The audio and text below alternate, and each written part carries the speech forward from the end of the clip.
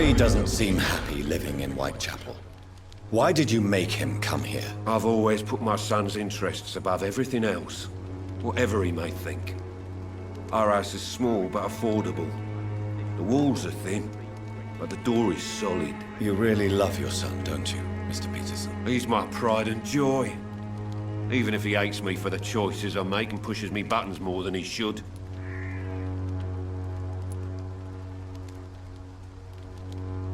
Do you have any regrets? Only one. Not to have my beloved wife by my side. She died when Harry was little. My sweet Jane. She gave the boy confidence. Since the criminal nature of your job means you could be arrested, are you not afraid of what would happen to your boy if you were? No one will ever take my son away from me. If that ever occurred, I'd hunt the bastard down and rip off his head with my bare hands.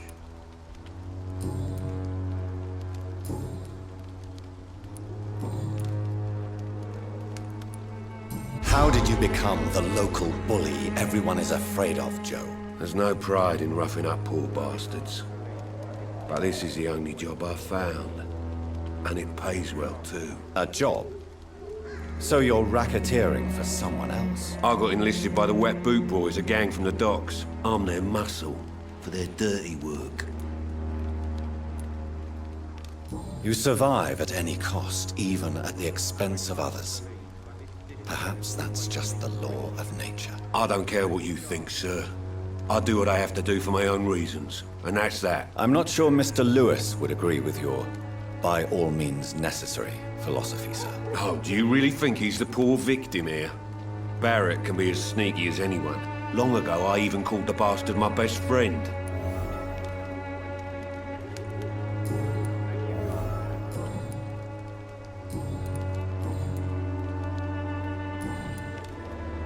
Goodbye, Mr. Peterson.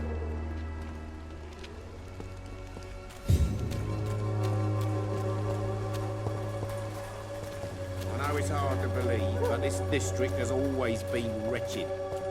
Don't let your guard down, sir.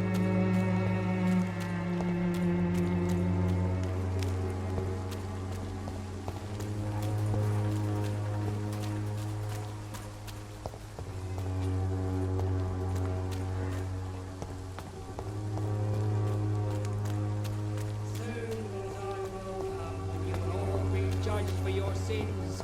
Even now, Forgive my interruption. Do not apologize, my son. Father Tobias Whitaker is always happy to teach mortals about the incoming Armageddon. I am Dr. Jonathan Reed, and I just have a few questions. A scientist? You are much more lost than I thought, my son.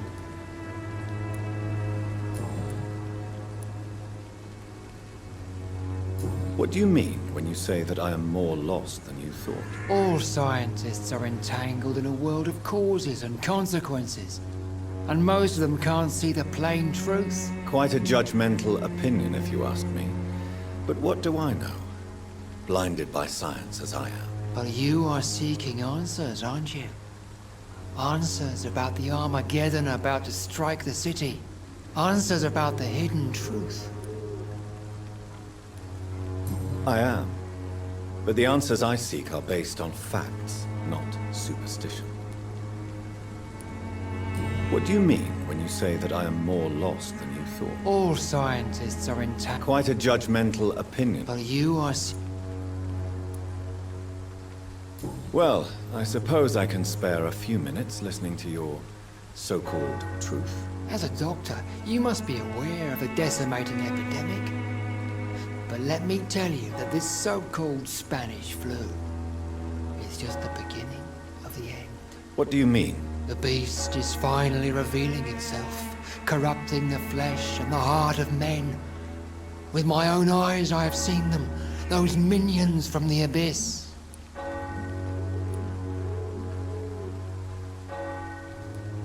Really? And what would be your answer to this biblical threat? We must fight the disease before this legion outnumbers us. But not with scalpels and microscopes. No. What is left then? Cleansing fire.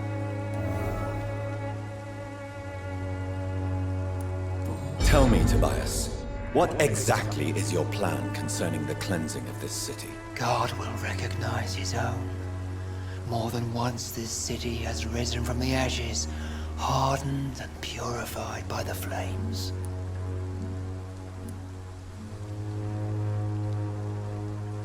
Science and progress are our only hope against the monstrosity hidden behind this epidemic. See, Doctor?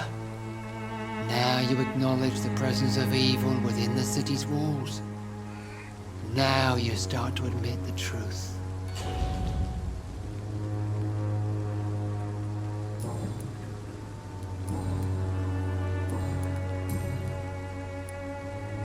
Have you any friends? Any family left in these terrible times? No. But I have a disciple I see as my son. He is so devoted. I sent him to preach the good word in the heart of this corrupted city.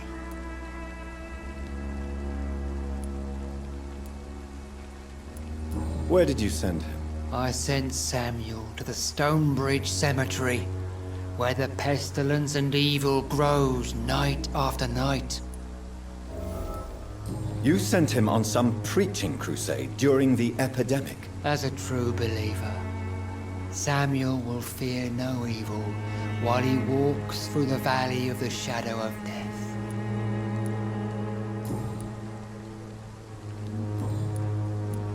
Do you know Nurse Dorothy Crane from the Pembroke Hospital? I'd like to know more about her. I don't like the liberal ideas of nurses, but I especially abhor that Nurse Crane you mentioned. So, you're not exactly a fan of Florence Nightingale's work. But nurses are essential for modern healthcare. Nuns should be the only women allowed to take care of male patients. It's obvious only they have the necessary moral fiber. Why do you hate Nurse Crane more than other nurses? Before coming to London, she was a member of the communist resistance in her country. That's what happens when you let a woman get involved in politics.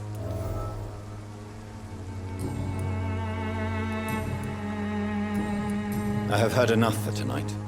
Goodbye.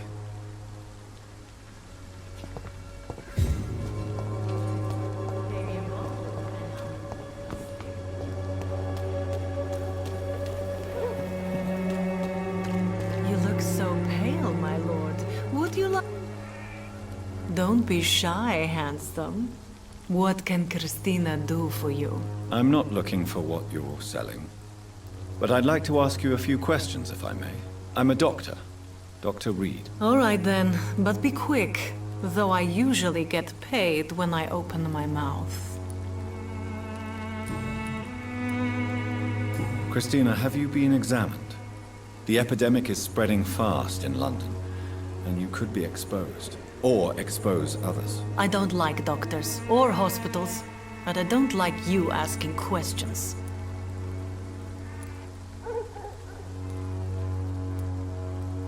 Considering your line of work, I assure you it is only a matter of time before you have health issues. If it is going to happen, it will happen. Right now, I need money.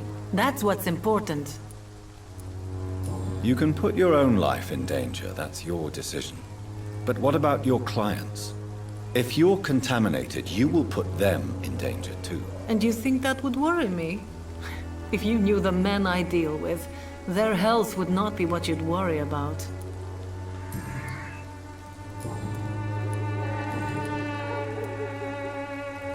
Tell me about yourself. Are you joking with me? People don't usually come to see me for conversation. I have no interest in your work.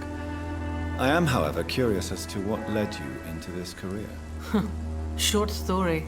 The war, exile, and England. This country is not especially welcoming. I've been refused many jobs because of where I am from. I had few options left.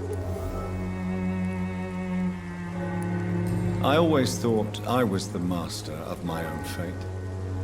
But now I know we don't always have control over our lives. I don't judge you. You know, this money is not only for me.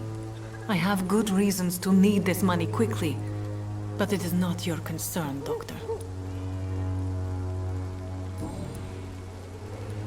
Do you know Nurse Dorothy Crane from the Pembroke Hospital? Anything you can tell me about her would be helpful. I don't know her, but I know her name is Dorothea Crăciunescu. She came from Romania like me and many others. You seem to respect her. Dorothea helps the sick people of Whitechapel. Everyone should respect that.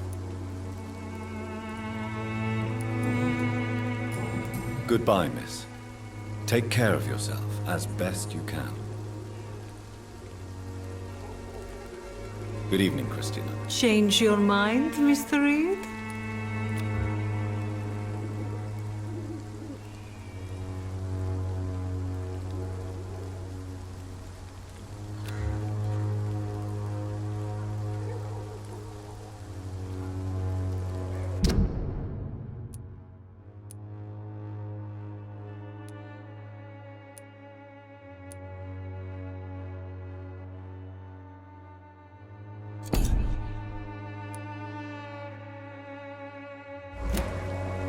Goodbye, miss. Take care of yourself as best you can.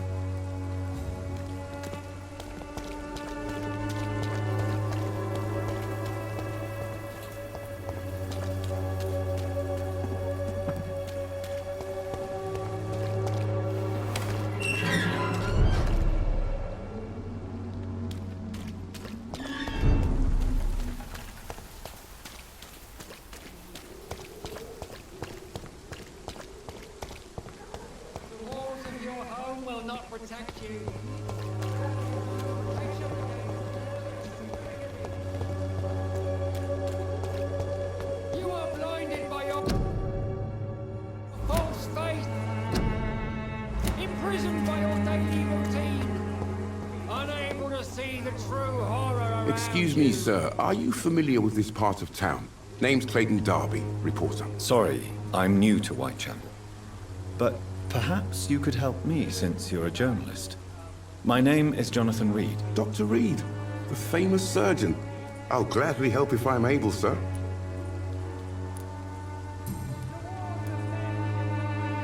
Why are the newspapers keeping silent about the Spanish influenza? It's as though none of you care. There's a war going on. People shouldn't be demoralized by news of deadly diseases.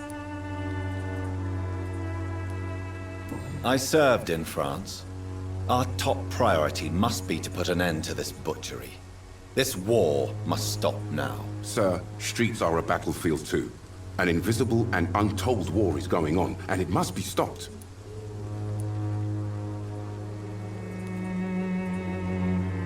Have you any idea of the danger you face in these streets at night? I've had to run and hide more than once from frenzied mobs incensed by the fever. Do you think the flu is really responsible for this, Doctor?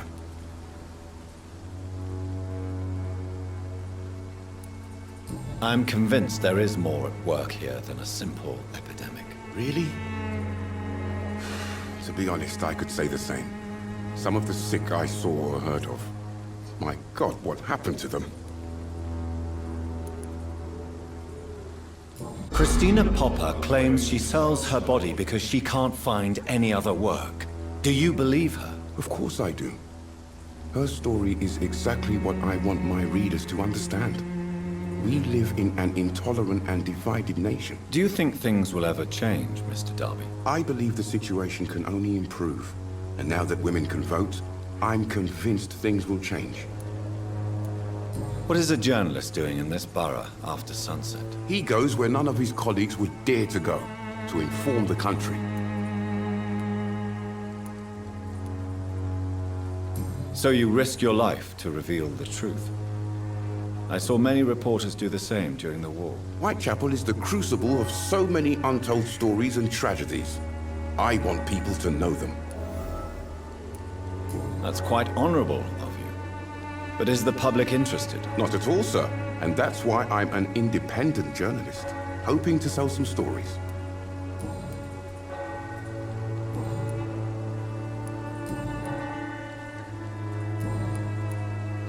I heard you're investigating an underground medical dispensary in Whitechapel. What do you know about it? Not much, I'm afraid. They are wary of strangers, and I'm not really an acquaintance of theirs. Why do you care?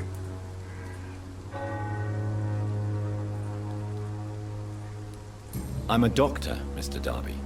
I care about everything involving public health and this epidemic. Are you sure you're not just concerned about the repercussions that a scandal involving a certain Nurse Crane from the Pembroke Hospital would bring? Without a doubt, you are a damn fine journalist, Mr. Darby. What do you know of her accomplice, a man named Darius? I don't know much about the man.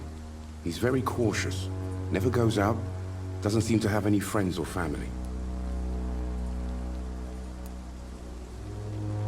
He has no relatives at all? No, except for that strange man, a poet named Richard Nethercott, who sometimes comes by. Darius would never let him in. Where can I find this Mr. Nethercott? He spends most of his time lurking around Whitechapel, talking to himself or declaring verses.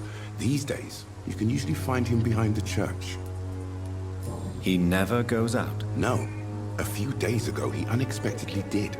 I followed him, but it was just a ruse to keep me away from his house. Really? How do you know? He went to the nearest mailbox, but just before posting his letter, he ripped it up and threw it away.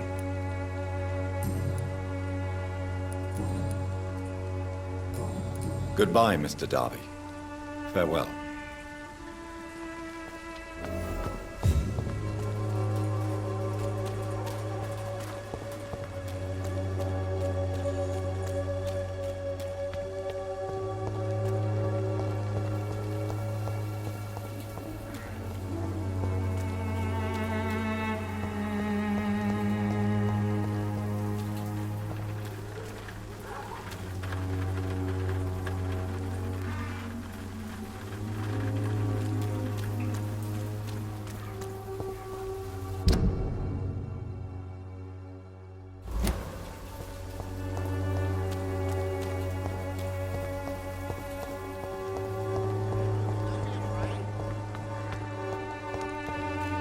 Cheap price, good quality.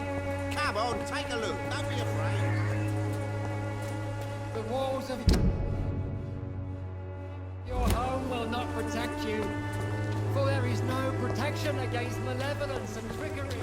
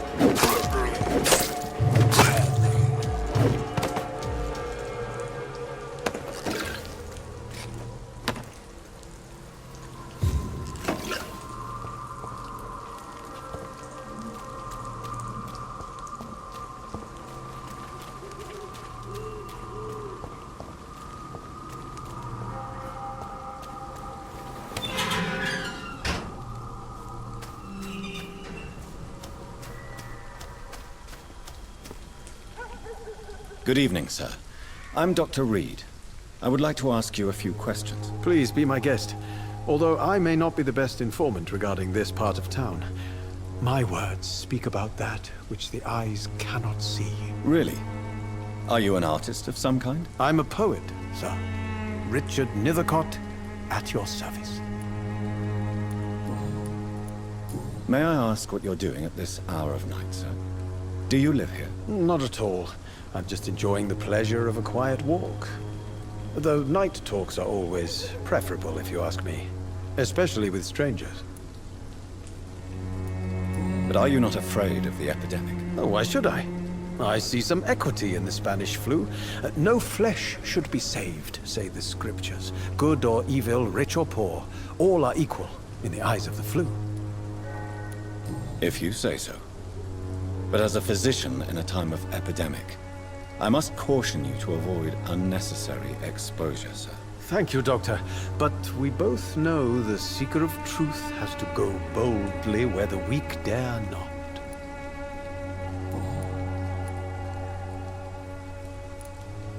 What are your thoughts on the terrible situation in this city? Terrible, you say? No. Of course, the death of so many innocents is a tragedy. But the scourge has not been all bad for the city. Oh, no, sir. What are you talking about? Do you remember London before the flu? Noisy, cacophonic, quiet nowhere to be found. And now, listen to this oddly peaceful silence. Yes. The enjoyable silence of the grave. You have a unique perspective on the situation, I must admit. Most people fail to understand my perspective. I don't blame them. But how could I call myself a poet if I veiled my feelings? Are you aware that your life could be in danger in this part of town? But this is where I must be to feel the real beat of the city. I had to come, see it for myself, alone. I understand your need for solitude, but it's not safe around here. I don't care. I don't have many friends, Doctor, and my family despises me. If some misfortune came upon you, who would be here to help you? Well, you for a start, my dear Doctor.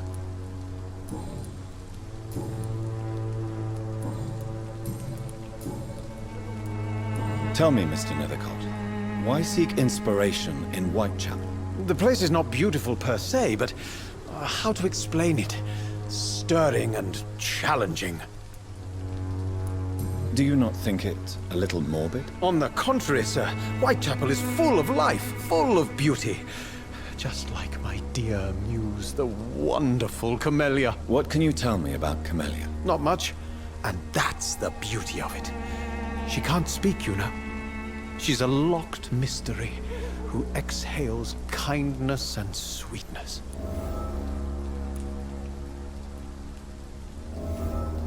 Perhaps you're just afraid to find out the truth about your muse. One day, perhaps, I'll ask her to come with me. But will she still be my wild flower of Whitechapel if she moves uptown? And have you ever tried to learn more about her? Where she lives? How she survives? Whom she may know? Maybe I prefer she remains an enigma. Reality can be so dull, don't you think? In what way, exactly? The struggle by gaslight, the barren smiles and the added hunger under the rain. If you say so. Such vibrant antagonism and vivid paradox, the stripped humanity raged across each street. Vivid, of course, yes. And what about the poignant distress? Oh yes, the poignant distress. You see what I mean, don't you? That's what I want to write about, and that's what Whitechapel is made of.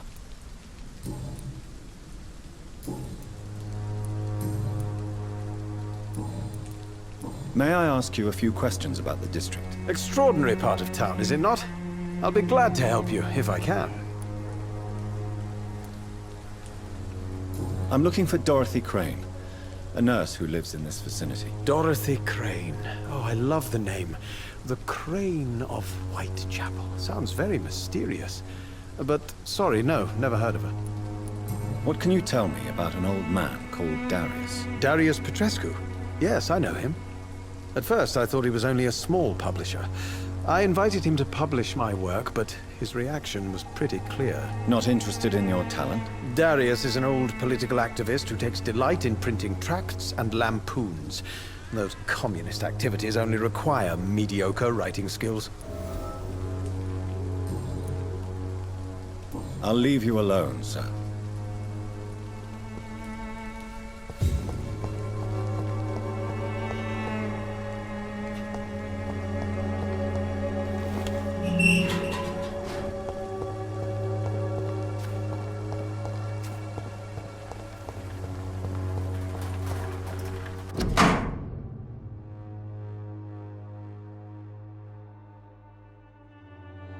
The content of Darius' letter to his children could give me more leverage to enter.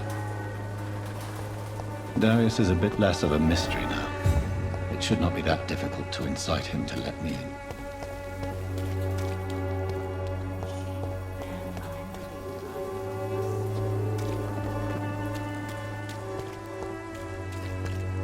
Pay me a glass and I'll be gentle. Come for the game, you pay for peace of mind. Can't you just look the other way this week, Joe? Come on, we get sorted out.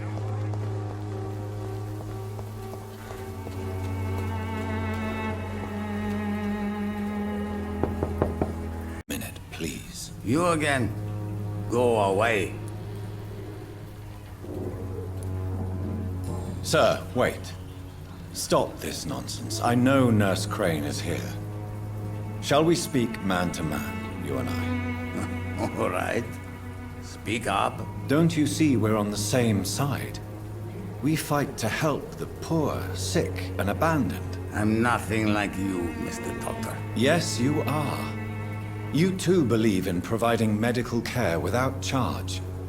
You know what we have to sacrifice to make the world a better place. I have to admit your words have conviction. All right, I'll let you see Dorothea. Don't make me regret this, though.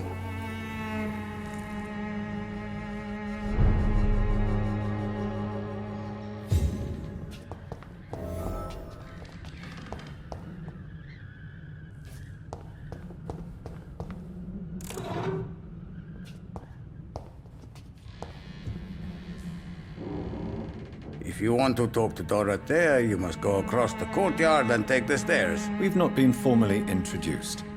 May I ask your name and occupation, sir? I am Darius Petrescu. I'm here to keep snitches and spies away from Dorothea. And I also run this little print shop. So Dorothy's real name is not Crane. Like myself and many people in this area, Dorothea is from occupied Romania. That's all you need to know. She seems important to the community. More than you can imagine. The West End does not want to hear of Whitechapel's misery. Dorothea is one of the few doing something about it.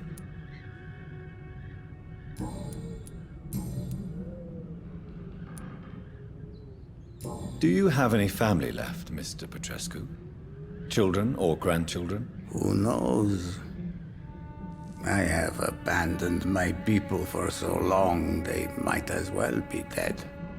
As dead as I am for them, I suppose. Don't be embarrassed, sir. If you must know, my own father disappeared many years ago, and I forgave him. It's quite awkward to talk about our families like this, but thank you, Dr. Reed. I appreciate your trust. This war won't last forever. Did you ever think of returning to your country now it's free? No. I have taught strength and determination to my sons and daughters. I'm an old, dying man who only has memories of better times to cherish.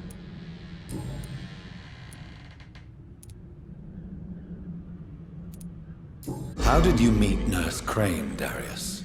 Why does she trust you? I'm her oldest friend in England. Dorothea and I share many ideas about this country and about the country we left. You mean occupied Romania, don't you? Even if not directly, I fought against your enemies. Really? Then perhaps you have more in common with Dorothea than meets the eye, Dr. Reed. I know you fought for your country when it was occupied, Darius. Tell me more about it. I know my days are numbered, and I know I won't see my homeland again. But I fought for Romania all my life, and I will until my last breath. But Romania escaped the grasp of the Austro-Hungarian Empire. It's a free country again. But it's not the country I fought for. My homeland is not appeased, Doctor. And I still see a dark future ahead for my people.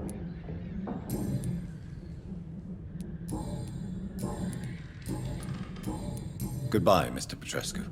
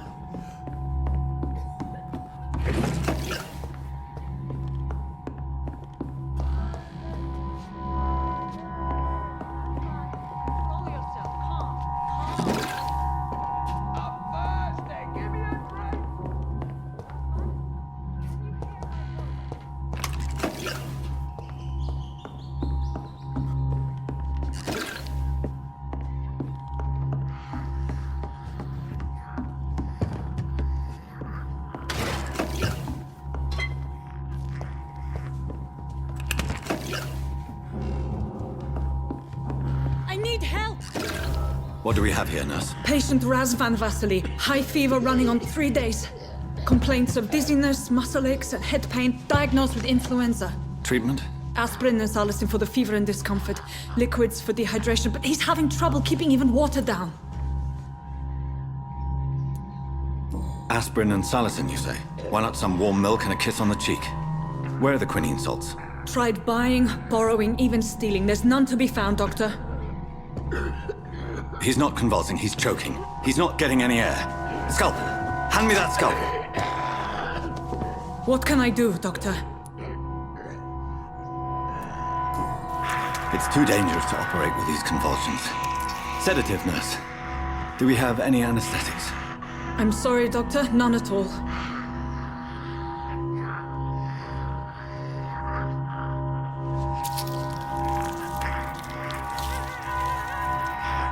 I need to perform a tracheostomy. Short pipe.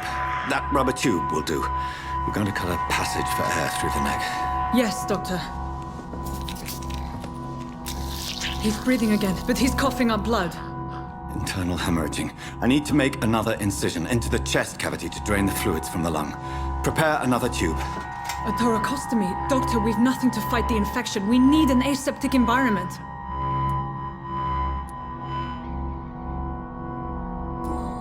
Don't question me, nurse. I need a drain. Now. Yes, Doctor.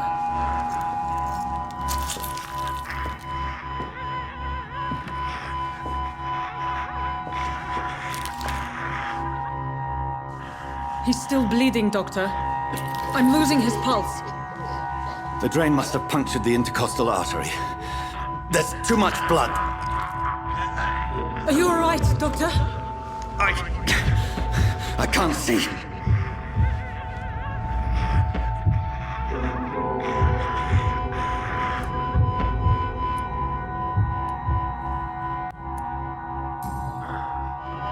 I must first suture the artery.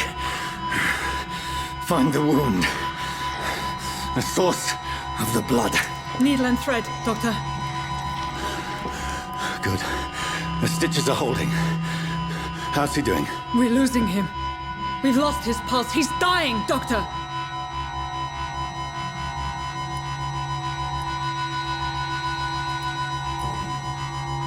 Cardiac massage, now. Cardiac... What? Are you making this up as you go along?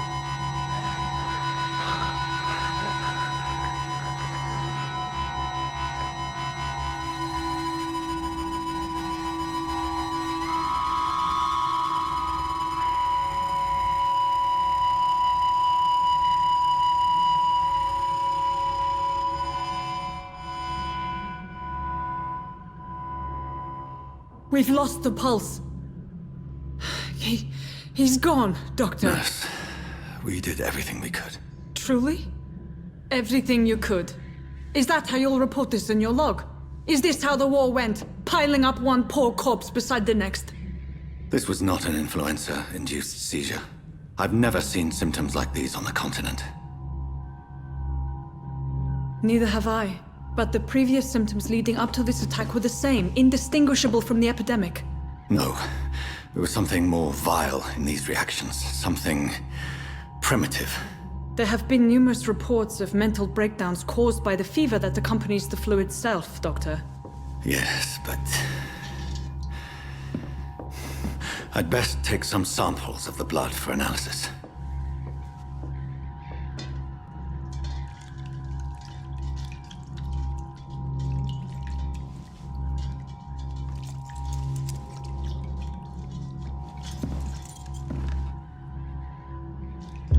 I doubt you're here to test my bedside manner.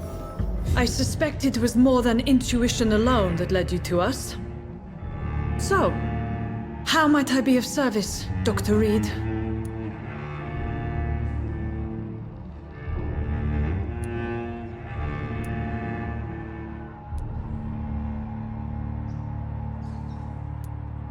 The risks you've taken for your friends in Whitechapel are criminal, and you can pay dearly for them. Doctor, you think your warnings scare me? I've stolen and plied, blackmailed and lied, but what else am I to do? I'm all these people have.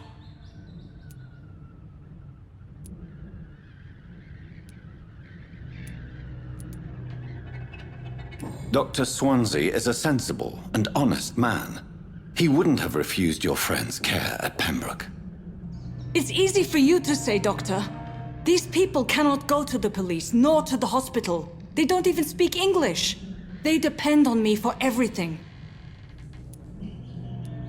But why Lady Ashbury? Why her, of all people? She's pristine and proper, all right. But that she-wolf in sheep's clothing murders the poor for sport. I have her where she belongs, and I'll milk her for all she's got.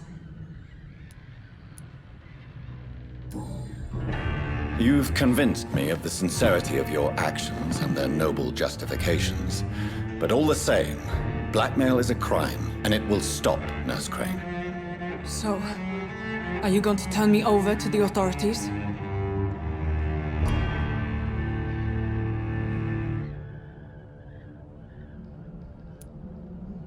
Listen very carefully, Dorothy. You will erase from your memory everything you pretend to know about Lady Ashbury and Pembroke Hospital. Let that rich bitch off the hook over my dead Nurse body. Crane, enough. Listen as if your life depended on every word. I know you've a generous heart who gives freely to those in need, but you shall walk away from the shadier streets of your business. I will never abandon... Dorothy, the discussion has come to a close. Your clandestine activities in the Resistance are over. Let it go. I'll let it go. Yes. All gone.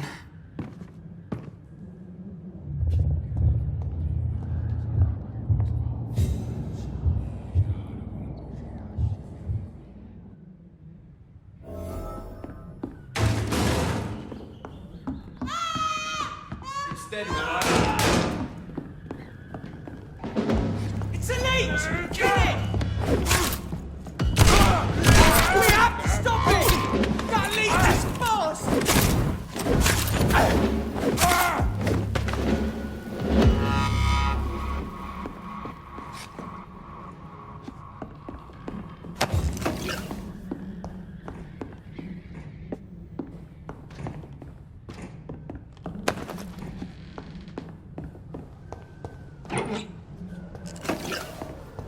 It's mine! I'll take it!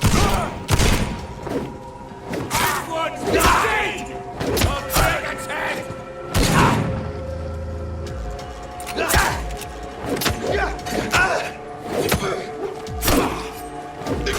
Let's see how he likes a bit of fire!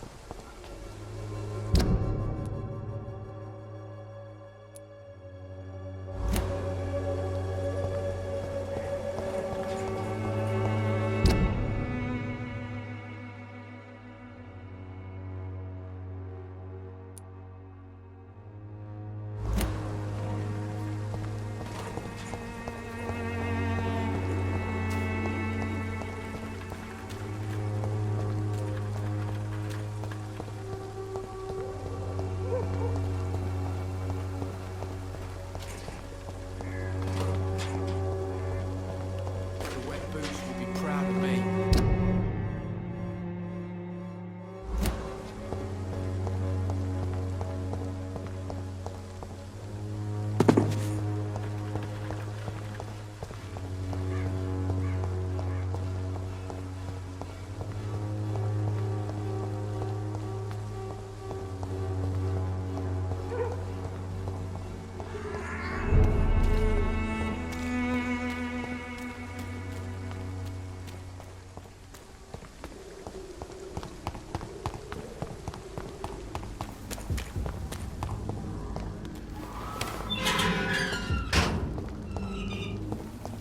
Human blood. Whoever left these marks did so deliberately.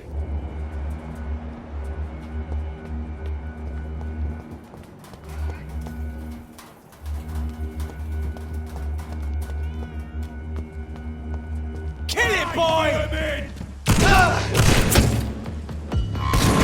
Cross the leech!